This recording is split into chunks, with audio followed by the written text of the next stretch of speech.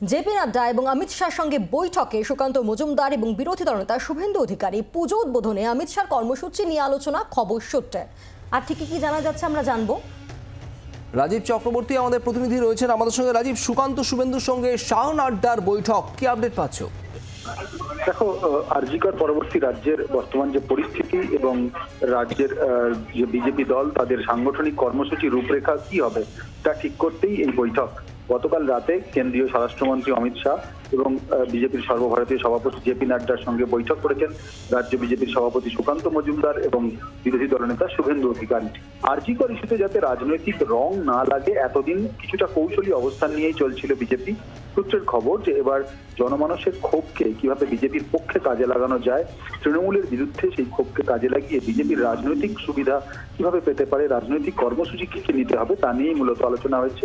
এবং আরজিকর পরবর্তী পরিস্থিতি নিয়ে বিস্তারিত রিপোর্ট একটি প্রকাশ তুলে দিয়েছেন সুকান্ত মজুমদার এবং শুভেন্দু অধিকারী।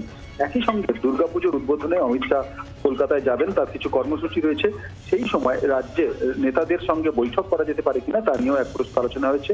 তবে তোমাকে জানিয়ে রাখছি যে পশ্চিমবঙ্গের পাশাপাশি এই বৈঠকে এদিন একাধিক রাজ্যের সিনিয়র নেতারাও কিন্তু উপস্থিত ছিলেন জেপি নাড্ডার বাড়িতে। গতকাল রাতে জেপি নাড্ডার বাড়িতে এই বৈঠক হয়েছে এবং বর্তমান আবহে তৃণমূল এবং বিজেপি যে রাজ্যের যে রাজনৈতিক টানাপোড়েন চলছে আরজিকর পরবর্তী সময়ে এই বৈঠক অত্যন্ত গুরুত্বপূর্ণ। তার কারণ যেভাবে আরজিকরের ঘটনায় জুনিয়র ডাক্তাররা আন্দোলন চালাচ্ছেন এবং বিজেপি একটা দূরত্ব বজায় রেখে চলছে, এখন বিজেপির শীর্ষ নেতাদের সঙ্গে রাজ্য নেতাদের এই বৈঠক এই আবহে অত্যন্ত গুরুত্বপূর্ণ এবং তাৎপর্যপূর্ণ বলেই মনে করছে রাজনৈতিক মহল।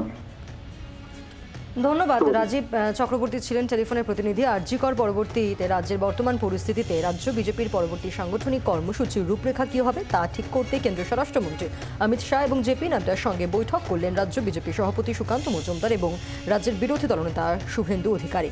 আরজিকর ইস্যুতে যাতে রাজনৈতিক রং না লাগে এতদিন কিছুটা কৌশলী অবস্থান নিয়েই চলছিল রাজ্য বিজেপি। তবে সূত্রের খবর যে এবার জনমানসের ক্ষোভকে কিভাবে বিজেপির পক্ষে কাজে লাগানো যায় এবং সেই লক্ষ্যেই কি কি রাজনৈতিক কর্মসূচি নেওয়া হবে তা নিয়ে আলোচনা হয়েছে বলেই সূত্রের খবর।